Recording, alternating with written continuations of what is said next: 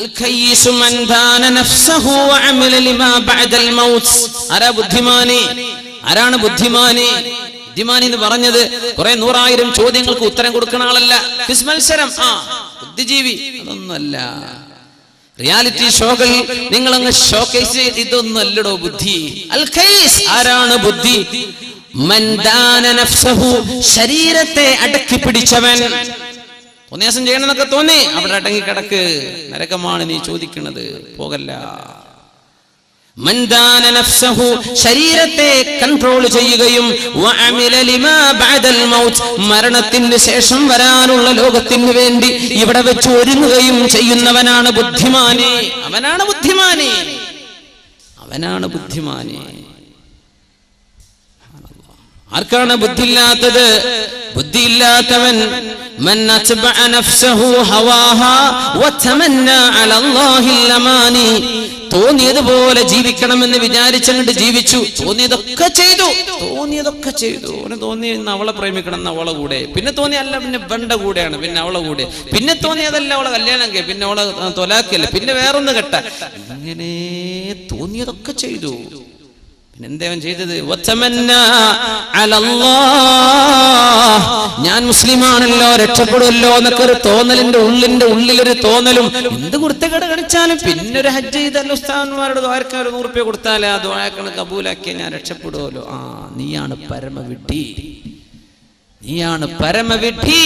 നിന്റെ ശരീരത്തെ നിനക്ക് കൺട്രോൾ ചെയ്യാൻ പറ്റിയില്ലല്ലേ, നിനക്ക് ഇഷ്ടമാണെന്നല്ലേ. ഇതാണ് ഇന്നത്തെ ഏറ്റവും വലിയ പ്രശ്നം. അതാ ചെറുപ്പക്കാരുടെ പ്രശ്നം. എന്താ നമ്മുടെ ഈ സിനിമകൾ പഠിപ്പിക്കണം? എന്താ ഇയാളോ അന്നൊക്കെ ഉസ്താദ്മാര് പറഞ്ഞു ഈ പെട്ടിയൊക്കെ നിങ്ങൾ പൂട്ടി വെച്ചോളി അല്ലേ, ഇത് ശൈത്താൻ പെട്ടിയെന്ന്. അന്ന് നമുക്ക് ഉസ്താദ്മാരെ കണ്ട് കളിയാക്കായിട്ട് ഇവർക്ക് ലോകം തിരിയില്ല. ഇപ്പൊ ആർക്കാപ്പ തിരിഞ്ഞത്? ലോകം ആർക്കാപ്പ തിരിഞ്ഞത്? ആ കാണുന്ന ന്യൂസ് നാളെ പത്രം വന്നാൽ കിട്ടും. ചാനലുകാരൻ 4 ആളെ വീഡിയോ കോൺഫറൻസിൽ നിർത്തിയിട്ട് 2 മണിക്കൂർ ചോദിച്ചു തന്നെ പിന്നെയും ചോദിക്കും, പറഞ്ഞു തന്നെ പിന്നെയും പറയും. ഓന്റെ പണിയാണ്. അവൻ 2 മണിക്കൂർ ഇത് ചെയ്തിട്ടില്ലെങ്കിൽ ഓന് ശമ്പളം കിട്ടൂല. നമ്മൾ വാ വിളിച്ചങ്ങനെ കാണുക, ഇത് കണ്ടിട്ട് വേണം ഉറങ്ങാൻ. നാളെ പോലും ജയിക്കോ ഇല്ലേ? ഇതാ ചർച്ച, ഇന്നത്തെ രാത്രിയിലെ ചർച്ച. നാളെ ആര് ജയിക്കും? പൊന്നാര ചങ്ങാതി, നാളെ നേരം വെളുത്താൽ കിട്ടണ സംഗതി അല്ലേ, ഒന്ന് വെയിറ്റ് ചെയ്യ്. അത് ചെയ്യൂല, അങ്ങോട്ട് പറയണം. വാർത്ത കാണാനാന്നൊക്കെ പറഞ്ഞിട്ട് നമ്മൾ വാങ്ങിയത്. ഏത് പെണ്ണുങ്ങളാ ആണുങ്ങളപ്പി വാർത്ത കാണുന്നത്? എന്തിനാ ഇത് നടക്കുന്നത്? ഇത് കൺട്രോൾ ചെയ്യാൻ പറ്റണില്ലേ? എടുത്തൊഴിവാക്കിക്കോ, പച്ചങ്ങ് ഒഴിവാക്കിക്കോ എന്ന് ഞാൻ പറഞ്ഞ ഞങ്ങൾ കേൾക്കൂല, നിങ്ങൾക്കറിയാം. അതുകൊണ്ട് ഞാൻ പറയാണ്, ഇത് അള്ളാഹുവിന്റെ ഇഷ്ടപ്പെട്ട രീതിയിൽ അള്ളാഹു പറഞ്ഞതുപോലെ ഉപയോഗിക്കാൻ കഴിയുമോ? നീയും നിന്റെ പടച്ചോനയിക്കോ, നീ നിന്റെ റബ്ബുമായിട്ട് ഇതിന് തീർത്തേക്ക്. അതല്ല, ഇത് ഔട്ട് ഓഫ് കൺട്രോളാ. കുട്ടികൾ എന്തൊക്കെയൊക്കെ കാണും, പെണ്ണുങ്ങൾ വെറുതെ ഇരുന്ന സമയം കളയും. എന്നാ പിന്നെ എടുത്ത് ഒഴിവാക്കിക്കോ. അതിന് 2 ദിവസം കുറച്ച് പ്രയാസമൊക്കെ ഉണ്ടാകും, പിന്നെ ഒരു അയലോകത്ത് പോയി കാണലോടും. അതൊക്കെ ഉണ്ടായിക്കോട്ടെ, നിന്റെ വീട്ടിൽ അതിന് അവസരം കൊടുക്കണ്ട. സിനിമകൾ പഠിപ്പിച്ചത് എന്താ? തന്നിഷ്ടം. അതാ എനിക്കിഷ്ടം, എനിക്ക് ഓനോട് ഇഷ്ടമാണെന്ന് പറയിപ്പിക്കുക പെൺകുട്ടികളെ കൊണ്ട്. മുസ്ലിം കഥാപാത്രങ്ങൾ എന്നൊക്കെ പറഞ്ഞാൽ എന്താ? കുറെ പെണ്ണിട്ടണ രാജ്യരും പിന്നെ വഴിതെറ്റി കണ്ടവന്റെ കൂടെ ഇറങ്ങിപ്പോണ മുസ്ലിം പെണ്ണും. ഇതാണ് നമ്മുടെ കഥാപാത്രങ്ങളുടെ ഇതിവൃത്തം അല്ലേ? എന്നിട്ട് എന്തായി പറയണത്? 15 വയസ്സ് വരെ, 20 വയസ്സ് വരെ, 18, 20 വയസ്സ് വരെ അന്തസ്സിൽ വളർത്തിക്കൊണ്ടുവന്ന വാപ്പ അല്ലേ? ജീവിക്കണ എന്തിനാ? കുഞ്ഞിന് വേണ്ടിയാ ജീവിക്കണത്. അങ്ങനെ പറയാം. ചെറുപ്പക്കാർ കല്യാണം കഴിക്കാത്തതുകൊണ്ട് ഇപ്പോൾ റൊമാൻറ്റിക് ആകുമ്പോൾ എന്ത് കുഞ്ഞ്, എനിക്കിപ്പോൾ കുഞ്ഞൊന്നും വേണ്ടെന്നൊക്കെ തോന്നും. അതൊക്കെ നീ പറയടോ. 2 കൊല്ലം കഴിഞ്ഞാൽ നിനക്കും തോന്നൊരു കുഞ്ഞുണ്ടാവുമ്പോഴാണ് ജീവിതത്തിലെ സന്തോഷം. ആ കുഞ്ഞിനെ പൊന്നുപോലെ വളർത്താൻ വാപ്പ ജീവിക്കുന്നത്. കുഞ്ഞിനെ കെട്ടിച്ചയക്കാൻ ഗൾഫിൽ പോയത് കുഞ്ഞിന് സ്വർണം വാങ്ങിച്ചു കൊടുക്കാൻ അല്ലേ? 15, 18 വയസ്സാകുമ്പോ, 20 വയസ്സാകുമ്പോ കുഞ്ഞിന് കല്യാണം കഴിച്ച് നല്ലൊരു പുതിയാപ്പിളക്ക് ഏൽപ്പിച്ചു കൊടുക്കണം. അതിനുവേണ്ടി ജീവിതം മുഴുവനും അധ്വാനിച്ച് ആ മക്കൾക്ക് വേണ്ടി ജീവിച്ച് എല്ലാം ത്യാഗം ചെയ്ത് ആ കുഞ്ഞിനെ യോജിച്ച ഒരു വരനെ അവർ കണ്ടെത്താൻ. അറേഞ്ച്ഡ് മാരേജ്, ഇതാണ് ഇസ്ലാമിന്റെ സിസ്റ്റം. നമുക്ക് പ്രേമ കല്യാണം പറ്റൂല, അറിയാലോ, പറ്റില്ല. അങ്ങനെ ഒരു വിവാഹം ഉമ്മയോ വാപ്പയോ തങ്ങളുടെ രക്തത്തിൽ ജനിച്ച കുഞ്ഞിന് വേണ്ടി, ആണിനോ പെണ്ണിനോ വേണ്ടി കൊണ്ടുവരുമ്പോ ചെറുക്കൻ പറയും, എനിക്ക് മറ്റവരോട് ഇഷ്ടമാണ്. എന്താടോ നീ പറയുന്നത്? പെണ്ണ് പറയാ, എനിക്ക് പുതിയാപ്പിളെ വേണ്ട. ആരാണ് മോളെ നിന്നെ ഇത് പറയാൻ പഠിപ്പിച്ചത്? ആരാണ് നിന്റെ ഉസ്താദ്? ആരാണ് അല്ലേ? പ്രൊഡ്യൂസർമാരുടെ കയ്യിൽ നിന്ന് ചോദിക്കുന്ന പണം കിട്ടാൻ വേണ്ടി ചോദിക്കുന്ന പൈസ ചോദിച്ചു വാങ്ങി കിട്ടാവുന്നത് മുഴുവനും വാങ്ങി ലക്ഷറിയായ ആഡംബരത്തിൽ ജീവിക്കുന്ന നടീനടന്മാർ, നമ്മുടെ കഥാനായകന്മാർ എഴുതി കൊടുക്കുന്ന സ്ക്രിപ്റ്റുകളാണ് അഭിനയിക്കുന്നത്, അല്ലേ? സ്വന്തം മക്കളുടെ സ്വന്തം കുടുംബത്തിലോ അവരത് സമ്മതിക്കൂല. അവരുടെ സ്വന്തം ഭാര്യ അവരുടെ വീട്ടിലെ ഡ്രൈവറുടെ കൂടെ ഇറങ്ങിപ്പോകാൻ അവർ സമ്മതിക്കുന്നുണ്ടോ? ഇല്ല. പക്ഷെ ഇത് മുസ്ലിമീങ്ങളിലോ ഹിന്ദുവിലോ ക്രിസ്ത്യാനിയിലോ എന്ന വിഷയമല്ല. മനുഷ്യരിൽ ഇങ്ങനെ നടക്കണം. ഇത് കഥ പറഞ്ഞു കൊടുത്തത് ആരാണ്? ഈ കഥകൾ പ്രത്യക്ഷപ്പെട്ടത് എവിടെയാണ്? അല്ലേ? കല്യാണം കഴിഞ്ഞാൽ അന്ന് ഇറങ്ങിപ്പോവുകയുള്ളൂ, എനിക്ക് പിന്നെ വേണ്ട. ആരാ നീ പഠിപ്പിച്ചത്? ആരാണ് മോളെ നിന്നെ ഈ വിഷയം നിന്നെ പഠിപ്പിച്ചത്? ആരാണ്? ജാതി ഏതോ മതമേതോ എനിക്ക് പ്രശ്നമല്ല, സ്നേഹമാണ്. എന്ത് സ്നേഹമാണ് കുട്ടി നീ പറയുന്നത്? നിന്റെ മുഖത്തെ ചുറുക്ക് കണ്ടിട്ടോ ഭംഗി കണ്ടിട്ടോ നിന്നെ സ്നേഹിക്കുന്ന ആണ് നിന്നെക്കാൾ ഭംഗിയുള്ള വേറെ പെണ്ണിനെ കണ്ടാൽ ഇവൻ അവളുടെ കൂടെ പോകില്ലേ? പോയിട്ടില്ലേ? പോകുന്നില്ലേ? നീ വിചാരിച്ചു നിന്റെ സ്വന്തം എന്ത് മണ്ടാങ്ങട്ട, നിന്റെ സ്വന്തല്ലേ?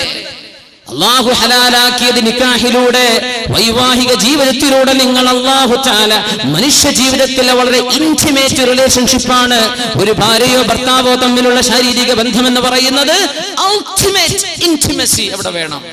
അങ്ങനെ ഒരു ബന്ധം നടക്കണമെങ്കിൽ അല്ലാഹുവിന്റെ നാമം ഉച്ചരിച്ച് അൻകഹതുക വസവ്വജ്തുക, എന്റെ പെണ്ണിനെ അല്ലാഹുവിനെ മുൻനിർത്തി ഞാൻ നിനക്ക് നിക്കാഹ് ചെയ്തു തരുന്നു, പൊരുത്തപ്പെട്ടു തരുന്നു. ബിമഹരി കദാ, എന്റെ റസൂൽ പഠിപ്പിച്ചത് അതാണ്. ഇന്ന മഹറിന് നിനക്ക് ഞാൻ വിവാഹം ചെയ്തു തന്നു എന്ന് ഈ പെണ്ണിന്റെ വലിയ ഉത്തരവാദപ്പെട്ട ആള് ഏൽപ്പിച്ചെങ്കിൽ മാത്രമേ പെണ്ണെ നിന്റെ ശരീരം നീയുമായി ഒരു ബന്ധവുമില്ലാതിരുന്ന ഒരു അന്യപുരുഷൻ അന്യ മുസ്ലിമിന് ഹലാലാകുന്നത്. ഹലാലായ അല്ലാഹു പുണ്യമാക്കിയ നിക്കാഹിലൂടെയല്ലേ? ആ നിക്കാഹിലൂടെ നീ സ്വീകരിക്കേണ്ടതിന് പകരം നീ ഒളിച്ചോടിയിട്ട്, എന്തായി ഒളിച്ചോട്ടെന്ന് പറഞ്ഞ നിന്റെ കയ്യിലെ കാശ് കഴിഞ്ഞാൽ നിന്നെ ഇട്ടവൻ ഓടില്ലേ? ഇവിടുന്ന് നേരെ വിടും ബാംഗ്ലൂർ, ബാംഗ്ലൂരിൽ നിന്ന് വിടും ബാംഗ്ലൂരിൽ നിന്ന് പിന്നെ അടുത്ത സ്റ്റോപ്പ് ഡൽഹി ആയിരിക്കും, അല്ലെ ബോംബെ. കയ്യിലെ സ്വർണ്ണൊക്കെ തീർന്നല്ലേ? നിന്റെ വാപ്പ കഷ്ടപ്പെട്ട് അധ്വാനിച്ചുണ്ടാക്കിയ സ്വർണ്ണമാലകൾ കിട്ടിയ കാശിന് ബിദറാഹിമ ബഖ്സിൻ ജിനാ ബിബിദാഅത്തിൻ മുസ്ജാഹ് ഫഔഫി ലനൽ കൈല വതസദ്ദഖ് അലൈനാ ഇന്നാ നറാക മിനൽ മുഹ്സിനീൻ. ജോലിക്കാരോട് പോയി പറയണ വാക്കാത്. പിന്നെ ഈ മാലക്ക് എത്ര തരാൻ പറ്റൂ? തന്നേക്ക്. ഗ്രാമിന് ഇത്ര, അതിന്റെ പണിക്കൂലി ഇത്ര, പണി കുറവിത്ര എന്നൊക്കെ പറഞ്ഞ് അധ്വാനിച്ച് ഒരുപാട് കാശിന് വാങ്ങിക്കൂട്ടിയ നിന്റെ സ്വർണ്ണമാലകളും വളകളും ഏതെങ്കിലും ടൗണുകളെയോ സെറ്റുകളിലെയോ കണ്ട ജ്വല്ലറിക്കാരന് കിട്ടിയ കാശിന് വലിച്ചെറിഞ്ഞു കൊടുത്ത് അതുകൊണ്ട് കൂത്താടി ജീവിച്ച് ഒരു മാസം നിന്റെ കൂടെ നിന്റെ ശരീരത്തിൽ ഹറാമായത് നീയും അവനും ആസ്വദിച്ചു കഴിഞ്ഞാൽ ഇവന് നിന്നെ പിടിച്ചു നിർത്താൻ കഴിയോ? പിന്നെ നിന്നെ കാഴ്ചവെച്ചില്ലേ മറ്റുള്ളവർക്ക്? നിന്നുകൊടുത്തല്ലേ? പെണ്ണേ, അൽ-ഈമാനു സിർബാലുൻ യുസർബിലുഹുല്ലാഹ്. ഈമാൻ എന്ന് പറയുന്നത് ഒരു മനുഷ്യന്റെ ശരീരത്തിലേക്ക് അല്ലാഹു ചാർത്തി കൊടുക്കുന്ന വസ്ത്രമാണ്. ലാ യസ്നി സാനി ഹീന യസ്നി വഹുവ മുഅ്മിനുൻ. ഒരു വിശ്വാസിയും വ്യഭിചരിക്കുകയാണെങ്കിൽ അവന്റെ കൂടെ ഈമാൻ ഇല്ലെന്ന് റസൂലുള്ളാഹി സ്വല്ലല്ലാഹു അലൈഹി വസല്ലം. വയസ്രിഖു ഹീന യസ്രിഖു വഹുവ മുഅ്മിൻ. നീ മോഷണം ചെയ്യുന്നതോ കണ്ടവന്റെ പൈസ കൊണ്ടുപോകുന്നതോ പുട്ടടിക്കുന്നതോ നീ ചെയ്യുന്ന നേരത്ത് നിന്റെ കൂടെ ഈമാൻ ഇല്ലെന്ന് അല്ലാഹു ഈമാനിനെ ഉയർത്തിക്കളഞ്ഞു. ഈമാൻ ഉയർത്തിക്കളഞ്ഞാൽ വഅദല്ലാഹു അല്ലദീന കഫറു, അവിശ്വാസികൾക്ക് കൊടുക്കുന്നത് എന്താ? നാറു ജഹന്നം, നരകമാണ്, തീയാണ്. യിലേക്കാണ് നിന്റെ പോക്ക്. ഇതൊന്നും ചിന്തിക്കാതെ നിന്റെ ഭർത്താവ് നിന്നെ നിക്കാഹ് ചെയ്ത ഭർത്താവ് ഉണ്ടായിരിക്കെ ആ ഭർത്താവിൽ നിനക്ക് ഹലാലായ 1, 2, 3 മക്കൾ ജനിച്ചിരിക്കെ, അല്ലെങ്കിൽ നിന്റെ കല്യാണം നടന്നിട്ടില്ല എന്ന് വിചാരിക്കെ, നീ വല്ല +2നോ നീ വല്ല ഗ്രാജുവേഷനോ പഠിക്കാന്ന് വിചാരിക്കെ പെൺകുട്ടി, എന്നിട്ട് കണ്ടവന്റെ കൂടെ ഇറങ്ങിയോടി നിന്റെ ശരീരം ഹലാല് കൊണ്ട് സ്വീകരിക്കേണ്ടതിന് പകരം ഹറാമ് കൊണ്ട് മലിനപ്പെടുത്തി പിന്നെ നീ നിക്കാഹ് ചെയ്തിട്ടെന്ത് കാര്യം? അല്ലാഹു അനുവദിച്ചതിനെ നീ പിച്ചു ചീന്തുകയും ഹറാമാക്കിയതിനെ നിന്റെ ശരീരത്തെ മലിനപ്പെടുത്തിയില്ലേ നിന്റെ ബന്ധത്തെ? അതുകൊണ്ടല്ല സഹോദര, പ്രേമ കല്യാണങ്ങൾ നിലനിൽക്കാത്തത് എന്താ? എന്തായി പൊളിഞ്ഞു പോണത്? താരെ തോൽക്കിയ ലാവുങ്ക മായ യേദൂങ്ക ഓദൂങ്ക, ക്യാ ബാത് ഹൈ ആഖിർ.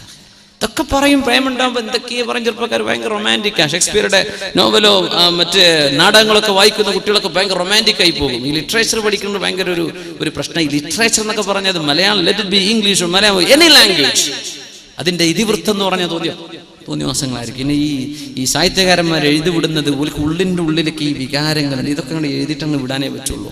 ഷേക്സ്പിയറൊക്കെ കുറേ എഴുതി പല തോന്നിവാസങ്ങളും. നമ്മൾ ഭയങ്കര ലിറ്ററേച്ചർ എന്ന് പറഞ്ഞ് സെലിബ്രേറ്റ് ചെയ്തുകൊണ്ടിരിക്കുക അല്ലേ. എന്നിട്ട് അങ്ങോട്ട് പറയാ, എനിക്ക് നീ വിളിച്ചാ ഞാൻ വരും. ആരുടെ കൂടെയാണ് നീ പോകേണ്ടത് മോളെ? ആരുടെ കൂടെ പോണം? നിന്നെ നിക്കാഹ് ചെയ്ത് നിന്റെ ഭർത്താവിന്റെ കൂടല്ലേ പോകാൻ പാടുള്ളൂ. ചെറുപ്പക്കാരാ, നിന്റെ ജീവിതത്തിലേക്ക് അള്ളാഹുവിന്റെ നാമം ഉച്ചരിച്ചു വരുന്ന പെണ്ണല്ലേ നിനക്ക് അനുവദിക്കപ്പെടൂ. ഏതെങ്കിലും ഒരു പെണ്ണ് നിന്റെ കൂടെ നിന്ന് തന്നാൽ പോലും വലിമൻ ഖാഫ മഖാമ റബ്ബിഹി വനഹൻ നഫ്സ അനിൽ ഹവാ ഫഇന്നൽ ജന്നത ഹിയൽ മഅവാ. അങ്ങനെ തോന്നിവാസത്തിന് തന്നെ വിളിക്കുന്ന പെണ്ണിനോടോ ആണിനോടോ ഞാൻ ഇതിനിൽ മോളെ ഞാനും നീയും മുസ്ലിമല്ലേ, നമുക്ക് അല്ലാഹുവിന്റെ സ്വർഗത്തിൽ പോവണ്ടയോ എന്ന് തിരിച്ചവൾക്കൊരു മെസ്സേജ് കൊടുക്കാൻ നിന്റെ വിരലുകൾക്ക് ആവതില്ലല്ലേ അല്ലേ? നിന്റെ വാട്സപ്പിലോ നിന്റെ ഫേസ്ബുക്കിലോ എന്തെങ്കിലും ഇങ്ങനെ ലവ് മെസ്സേജുകൾ വരുമ്പോ നീ ഫ്രണ്ടായിട്ട് അന്യ ആണുങ്ങളെയോ പെണ്ണുങ്ങളെയോ ആഡ് ചെയ്യുന്നത് തന്നെ ഹറാം. ഈ ഫേസ്ബുക്ക് തന്നെ കിതാബ് കൊണ്ടപ്പോ കുടുങ്ങിയത് വല്ലാത്തൊരു കിതാബായി പോയി. അതിൽ എല്ലാ തെറ്റുമുണ്ട്, ചെറുതും വലുതൊക്കെ ഇല്ല. സുബ്ഹാനല്ലാഹ്. തിന്മയിലേക്ക് നമ്മുടെ സെക്ഷൽ ഏർജസ്, മനുഷ്യന്റെ വൈകാരികമായ തൃഷ്ണകൾ സ്റ്റിമുലേറ്റ് ചെയ്യുന്ന വാക്കുകൾ, അത്തരം മെസ്സേജുകൾ വരുന്ന സമയത്ത് ഒന്ന് റിപ്ലൈ ചെയ്യാതിരിക്കുകയോ അവൾക്കൊരു ഉപദേശം കൊടുക്കുകയോ അവനെ ഒന്ന് ഉപദേശിക്കുകയോ ഒരായത്തോ ഒരു ഖുർആനോ ഏതെങ്കിലും ഒരാളുടെ ഒരു പ്രഭാഷണത്തിന്റെ ലിങ്ക് എന്തെങ്കിലും അയച്ചു കൊടുത്ത് അവരെ നന്നാക്കേണ്ടതിന് പകരം അവരുടെ കൂടെ പിശാചിന്റെ കൂടെ ഇരുന്ന് നിങ്ങൾ തന്ത്രങ്ങൾ മെനഞ്ഞല്ലേ അല്ലേ?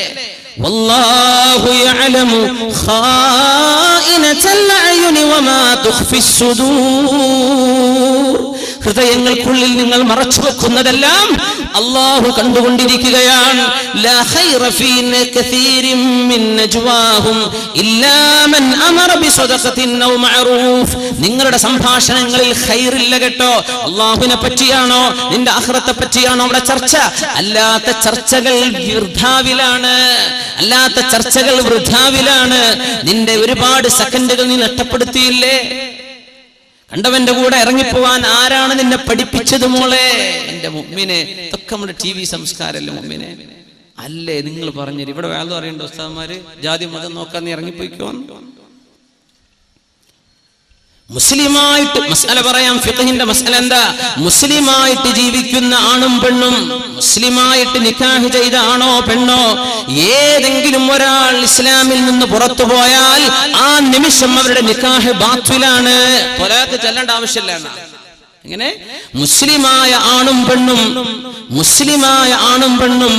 അള്ളാഹു അനുവദിച്ച നിക്കാഹിലൂടെ വിവാഹത്തിലേക്ക് പ്രവേശിച്ചിട്ട് ഏതെങ്കിലും ഒരുത്തനോ ഒരുത്തിയോ യുക്തിവാദിയോ ഹിന്ദുവോ ക്രിസ്ത്യാനിയോ ഏതെങ്കിലും മതത്തിലേക്ക് ഇസ്ലാമേതര ദീനിലേക്ക് പോയാൽ ആ നിമിഷം രണ്ടുപേരും ബാഇന, ഒരിക്കലും തന്നെ കൂടിച്ചേരാൻ പറ്റാത്ത രീതിയിൽ അവർ വേർപിരിയും. ഇതാണ് ശറഇന്റെ നിലപാട്. അതുണ്ടായിരിക്കെ പേരോ നാടോ ഊരോ സംസ്കാരമോ മതമോ നോക്കാതെ മുസ്ലിം പെണ്ണെ, നിന്നെ കുറിച്ച് എനിക്ക് ബേജാറുണ്ട്. മുസ്ലിം ചെറുപ്പക്കാര, നിന്നെ കുറിച്ചാണ് എനിക്ക് പ്രശ്നം. മുസ്ലിമീങ്ങൾ പലരുണ്ട്, അവരെ പറ്റിയല്ല, ആ ഉമ്മത്തിനെ പറ്റി എന്നോട് ചോദ്യമില്ല, ആ ഉമ്മത്തിനെ കുറിച്ച് എന്നോട് ചോദ്യമില്ല. പക്ഷേ മുസ്ലിമാണെന്ന് പറഞ്ഞു നടക്കുന്ന ചെറുപ്പക്കാര, ഇതാണ് അള്ളാഹുവിന്റെ നിയമമെന്ന് ഞാൻ പറഞ്ഞു തന്ന് നിനക്ക് വേണമെങ്കിൽ സ്വീകരിക്കാം, വേണ്ടെങ്കിൽ തള്ളിക്കളഞ്ഞോ, പറയൽ എന്റെ ബാധ്യതയാണ്. ഒരന്യ പെണ്ണിനെ, മുസ്ലിം അല്ലാത്ത പെണ്ണിനെ, മുസ്ലിമിനെ പോലും മുസ്ലിമത്തായ ഒരു അന്യ ആണിനെയോ പെണ്ണിനെയോ ആരാണ് സഹോദര നിനക്ക് പ്രേമിക്കാൻ ലൈസൻസ് തന്നത്? അതാരാ തന്നത്? പിന്നല്ലേ ഒളിച്ചോട്ടം. നിനക്ക് പറയാൻ പറ്റൂ എനിക്ക് അവളെ ഇഷ്ടമായി? ആര് തന്നടോ? ആര് തന്നു ഇങ്ങനെ നിനക്ക് പെർമിഷൻ? ആര് തന്നു? അവനവന്റെ ശരീരത്തിന് ആഗ്രഹങ്ങൾ കാണും, ഹോർമോണുകൾ വളരും, ഇതൊക്കെ സയൻസ് പറയും. പക്ഷേ ഈ ശരീരത്തെ നിയന്ത്രിക്കുന്നതിനാണ് അല്ലാഹു സ്വർഗം തരുന്നത്. ഇതൊന്നുമില്ലെങ്കിൽ പിന്നെ എന്ത് പണിയാണ് നമ്മളോട് ചെയ്യുന്നത്? പിന്നെ എന്തിനാ സ്വർഗം? എന്താണ് സ്വർഗം? സ്വർഗം 3 ബെഡ്റൂം ഫ്ലാറ്റ് അല്ല എന്ന് മനസ്സിലാക്കണം. സ്വർഗം എന്ന് പറയുന്നത് കേവലം ഒരു വില്ലല്ല, കേവലം ഒരു അപ്പാർട്ട്മെന്റ് അല്ല അല്ലാഹുവിന്റെ സ്വർഗ്ഗം എന്ന് പറയുന്നത്. ആകാശങ്ങളോളം ഭൂമികളോളം വിശാലമായത്. അതുമാത്രമോ അതിനാ അഹ്ലിൽ ജന്നതി മൻസില, നാളെ സ്വർഗ്ഗത്തിലേക്ക് വരുന്ന ഏറ്റവും ചെറിയ പ്രതിഫലമുള്ള ആള് യുഅതാഹു മിസ്ലൈ ദുനിയ, ഈ ലോകത്തിന്റെ രണ്ടിരട്ടി വലിപ്പമുള്ള ലോകമാണ് സ്വർഗ്ഗത്തിന്റെ ഏറ്റവും ചെറിയ പ്രതിഫലം. എങ്ങനെ?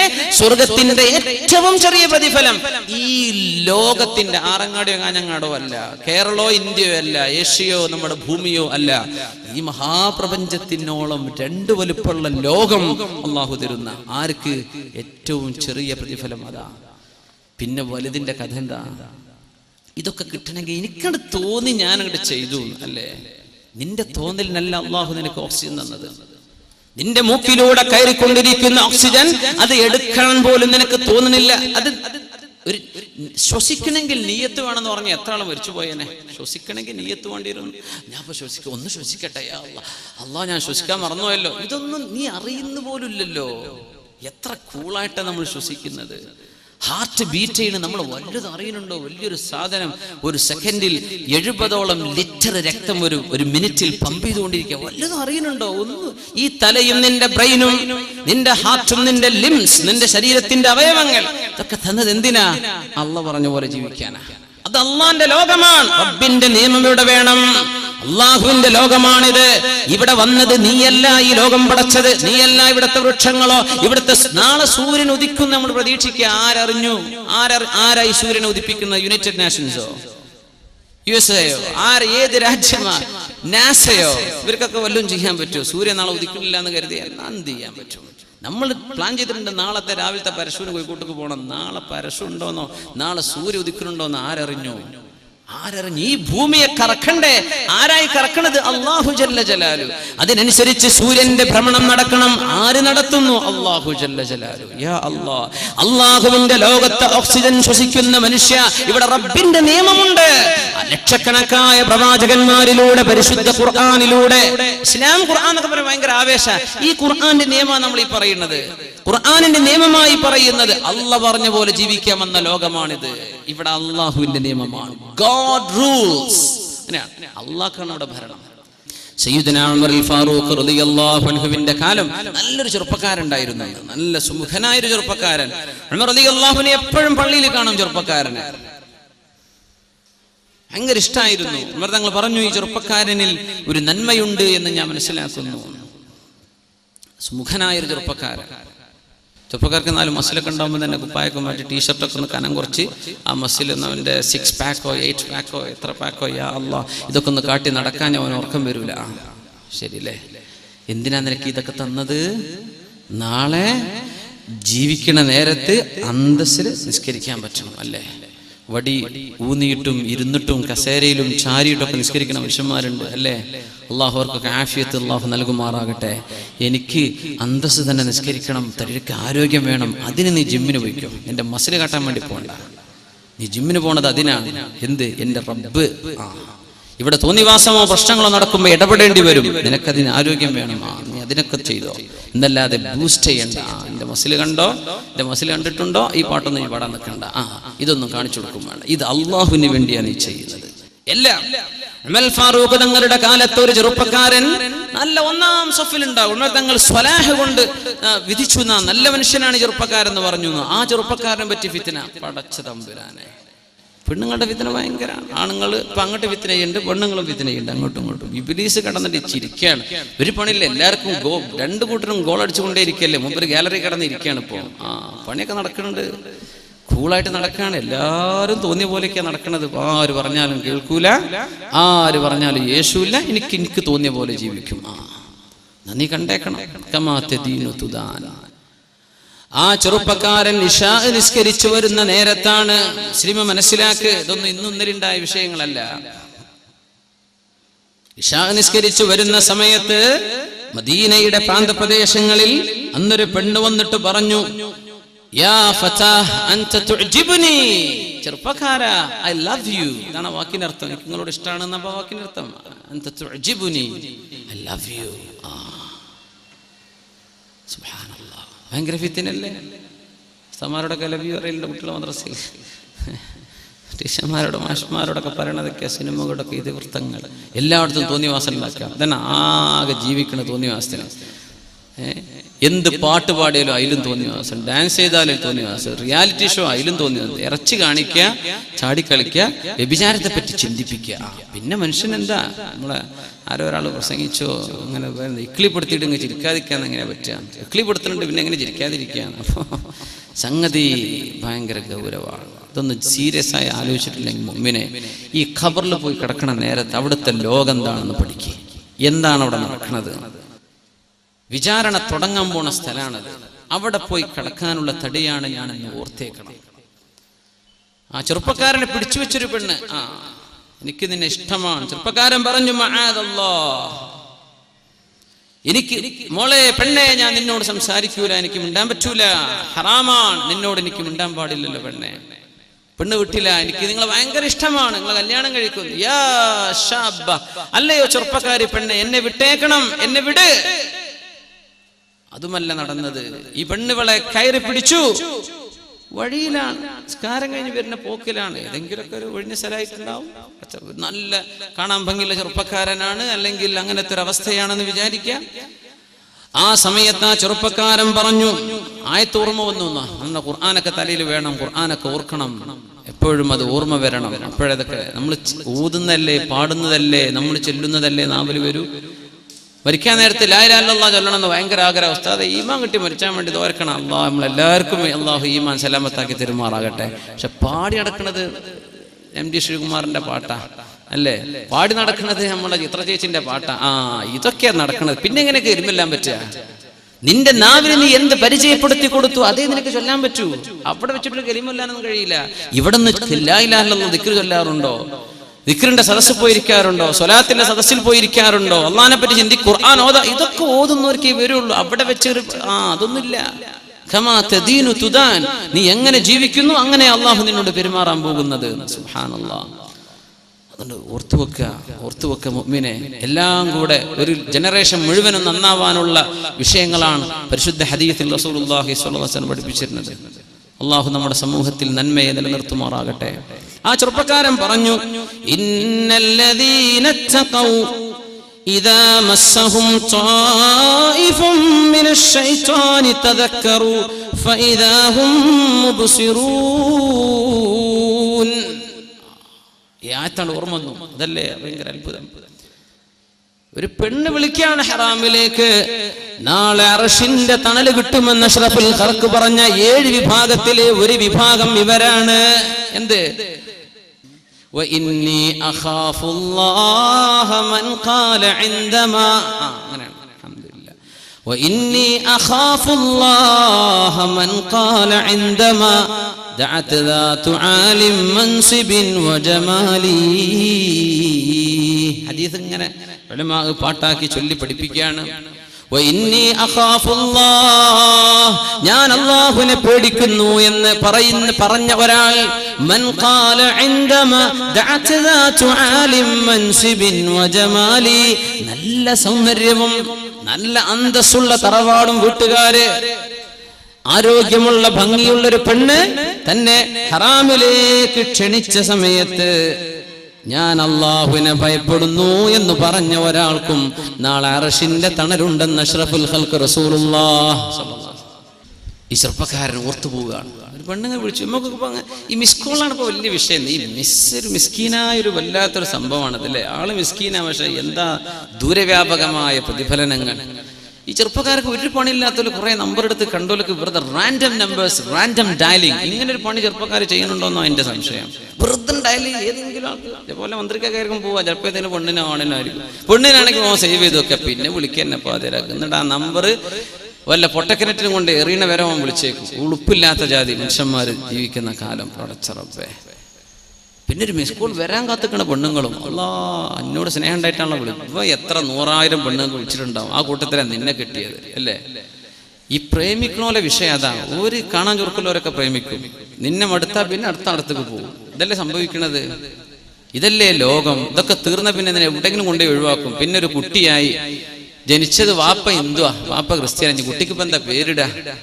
എന്ത് വ്യഭിചാര സന്താനം, വ്യഭിചാരത്തിൽ ജീവിച്ചത്, വ്യഭിചരിച്ച് തുടങ്ങിയത്, മരിച്ചു. നീ ഒരു ഉമ്മയും വല്യമ്മക്കായി പോകേണ്ട പെണ്ണല്ലേ മോളെ, നീ ഒരു വാപ്പയും വല്യപ്പയായി പോകേണ്ട ആളല്ലേ ചെറുപ്പക്കാരാ. ഇതൊക്കെ മുമ്പോട്ട് ആലോചിക്കണില്ലല്ലോ. ഇതാണ് ഇത്ര വിഷയം. കുട്ടികളുടെ ഇന്റലിജൻസിനെ പറ്റി ഒരു ചർച്ച നടന്നിട്ടുണ്ട്, ഒരു ടെസ്റ്റ് നടന്നിട്ടുണ്ടായിരുന്നു US. അപ്പൊ കുട്ടികളോട് പറഞ്ഞു, കുട്ടികളെ, ഒരു കൂട്ടം ചെറുപ്പ കുട്ടികളോട്, നിങ്ങൾക്കത് ഇപ്പൊ വേണ്ടവർക്ക് ഒരു മിഠായി തരാം, ഇപ്പൊ വേണ്ടവർക്ക് ഒരു മിഠായി തരാം, ഒരു അരമണിക്കൂർ കഴിഞ്ഞിട്ടാണെങ്കിൽ 2 തരാന്ന് പറഞ്ഞു. ചില കുട്ടികളൊക്കെ എന്ത് ബുദ്ധിയില്ലാത്ത കുട്ടികളൊക്കെ എനിക്ക് ഒന്നിപ്പോ തന്നേക്കെന്ന് പറഞ്ഞു. ബുദ്ധിയുള്ള കുട്ടികളാ പറഞ്ഞത് എന്ത്, അരമണിക്കൂറല്ല, അത് കഴിഞ്ഞിട്ട് ഞാൻ 2 വാങ്ങിക്കോളാം, ഞാൻ ഉണ്ടായിരുന്നോളാം. ഇതാണ് ബുദ്ധി. മുസ്ലിം ലോങ് ടേം ബെനിഫിറ്റ്സാ നോക്കേണ്ടത്. ഇപ്പൊ എനിക്ക് സന്തോഷം, അതല്ല, നിനക്ക് വരാനുള്ളത് സങ്കടമാണ്, വരാനുള്ളത് സങ്കടമാണ്. ലാ ഖൈറ ഫീ ലദ്ദത്തിൻ മിൻ ബഅദിഹാ അന്നാറു. ഏത് ആനന്ദത്തിന്റെയും പിറകെ തീയാണ് വരാനുള്ളതെങ്കിൽ എന്ത് രസം പിന്നെ. കഴിഞ്ഞില്ലേ? ഉമർ ഫാറൂഖ് റളിയല്ലാഹു അൻഹുവിന്റെ കാലത്തെ ചെറുപ്പക്കാരൻ ഓർത്തുപോയത് അല്ലാഹുവിന്റെ ആയത്താണ്. പെണ്ണിന് ഓതി കൊടുത്തു, മോളെ, 2 പേർക്കും അറബി അറിയാം. ഇന്നല്ലദീന തഖൗ ഇദാ മസ്സഹും ത്വായിഫും മിനശ് ശൈത്താൻ. അല്ലാഹുവിനെ ഭയപ്പെട്ട് ജീവിക്കുന്നവർക്ക് പിശാചിന്റെ എന്തെങ്കിലും ദുർബോധനങ്ങൾ തോന്നി തുടങ്ങിയാൽ നമ്മളൊക്കെ ഇത് വരും, എല്ലാവർക്കും വരും. നിങ്ങൾ വിചാരിക്കും വേദന ഉസ്താദ് എന്തോ വലിയ മലക്കായിരിക്കുന്നു, ഞാൻ നിങ്ങളെക്കാൾ മോശപ്പെട്ട ആളാന്ന് വിചാരിച്ചേക്ക്. അതന്നെ എന്റെ അവസ്ഥ. നമുക്കൊക്കെ വരും, നമുക്ക് മനുഷ്യന്മാരല്ലേ, ദുഷിച്ച ചിന്തകൾ വരൂലേ? വരും. എന്താ ചെയ്യേണ്ടത്? തദക്കറൂ. അവിടെ അല്ലാഹുവിനെ ഓർമ്മ വരണം. യാ അല്ലാഹ്, എനിക്കിത് പറയാൻ പാടില്ലല്ലോ, യാ അല്ലാഹ്, എനിക്കിത് ചെയ്യാൻ പാടില്ലല്ലോ, പടച്ചവനെ ഞാൻ അങ്ങനെ ചിന്തിക്കാൻ പാടില്ലായിരുന്നല്ലോ. ഫഇദാഹും മുബ്സിറൂൻ. അങ്ങനെ അവർക്ക് ഉൾക്കാഴ്ച ലഭിക്കും, അല്ലാഹുവിനെ പറ്റി ഓർമ്മ വരും. തിന്മ ചെയ്യുമ്പോഴേക്കും അല്ലാഹുവിനെ പറ്റി ഓർമ്മ വരും. ഇതാണ് മുഅ്മിൻ, ഇവനാണ് മുത്തഖി. മുത്തഖീങ്ങൾക്കല്ലയോ ഖുർആനിന്റെ മാർഗദർശനം, അവർക്കല്ലേ അല്ലാഹു സ്വർഗ്ഗം തരാൻ വേണ്ടി പറഞ്ഞത്. എന്താ? തിന്മ വരുമ്പോ ഓർമ്മ വരണം. വെറുതെ കിട്ടിയതാ കുപ്പി, ഗൾഫിൽ നിന്ന് വന്നവനൊക്കെ ഡ്യൂട്ടി ഫ്രീ കുപ്പി വാങ്ങി പോന്നിട്ടുണ്ട്. എന്നാ പിന്നെ അവന്റെ കൂടെ കൂടാ, ആ കുപ്പി തീരുന്ന വരെ അവന്റെ ഒപ്പം, അടുത്ത കുപ്പി വരുമ്പോ അവന്റെ കൂടെ. ഇങ്ങനെ ലാഭങ്ങൾക്ക് മസ്ലഹത്തിന് വേണ്ടി ജീവിക്കണം മനുഷ്യന്മാർ. അള്ളാഹിനെ പറ്റി വല്ല ഓർമ്മയുണ്ടോ? വല്ല ചിന്തയും വരുന്നുണ്ടോ? യാ അല്ലാഹ്, അതെനിക്ക് പാടില്ലല്ലോ പടച്ചോനെ, ഹറാമാണ് റബ്ബേ, എനിക്ക് പാടില്ല. അല്ലാഹുവേ, ഇന്ന ലികുല്ലി മലികിൻ ഹിമ വഅലാ ഇന്ന ഹിമല്ലാഹി മഹാരിമു. അല്ലാഹുവിന്റെ നിയന്ത്രിത വലയത്തിലേക്ക് ഞാൻ കടക്കാൻ, ഇവിടെ ഞാൻ കടക്കാൻ പാടില്ലല്ലോ, ഇത് രാജസന്നിധിയാണ്. അല്ലാഹു തആല നിയന്ത്രണ മേഖല വെച്ചിരിക്കെ ഞാൻ അതിന് ട്രസ്പാസ് ചെയ്യാൻ പാടില്ലല്ലോ. ഇങ്ങനെ ചിന്തിക്കുന്നവർ, അങ്ങനത്തെ ആളുകളാണ് മുത്തഖീങ്ങൾ എന്ന് അല്ലാഹു പറഞ്ഞ ആയത്ത് ഈ ചെറുപ്പക്കാരൻ അങ്ങ് ഓതുകയും ഫഖറ മഗ്ശിയ, ബോധരഹിതനായി വീണു, അവിടെ വീണു, ഈ പെണ്ണിന്റെ മുമ്പിൽ അങ്ങ് വീണു. ഇവള് എന്ത് ചെയ്യാൻ പറ്റും? ചെറുപ്പക്കാരൻ ബോധം കെട്ട് വീണിരിക്കുക, കള്ളുടിച്ചിട്ട് നമ്മളൊക്കെ നാട്ടിൽ വീണ് നടക്കുന്നത്. ഇപ്പൊ ഈ ചെറുപ്പക്കാരൻ വീണത് എങ്ങനെ? അള്ളാന്റെ ആയത്ത് ഓതി പേടിച്ചതാ. യാ അല്ലാഹ്. 2 പെണ്ണുങ്ങൾ കൂടി ഈ ചെറുപ്പക്കാരനെ ചുമന്ന് ഇവന്റെ വീടിന്റെ പരിസരത്ത് കൊണ്ടുപോയിട്ട് കൊടുത്തു. അപ്പൊ വീട്ടിലെ വലിയ അപ്പ ആ വീടിന്റെ മുറ്റത്തിരിക്കാറുണ്ട്. ആള് കണ്ടു, പടച്ചോനെ, എന്റെ കുട്ടിയെ എവിടുന്ന് കിട്ടി? ബോധം കെട്ട് കിടക്കുകയായിരുന്നു. എന്താ ഈ ബോധം കെട്ടത്? അള്ളാഹിനെ പറ്റി ഓർത്തിട്ടാ. എപ്പോഴാ അള്ളാഹിനെ പറ്റി ഓർത്തത്? ഒരു പെണ്ണ് ദേഹത്ത് കയറി നോക്കിയപ്പോ. നമ്മളൊക്കെ പിടിക്കാൻ വേണ്ടി നടന്നു കൊടുക്കുകയാണല്ലേ. ആരെങ്കിലും സ്നേഹിക്കട്ടെ എന്ന് പറഞ്ഞ് പെണ്ണുങ്ങൾക്കുണ്ട്. എന്താണ് ഈ പുറത്തേക്ക് നടക്കുമ്പോ മാത്രമേ ഈ ഒരുങ്ങണേന്റെ സൈക്കോളജി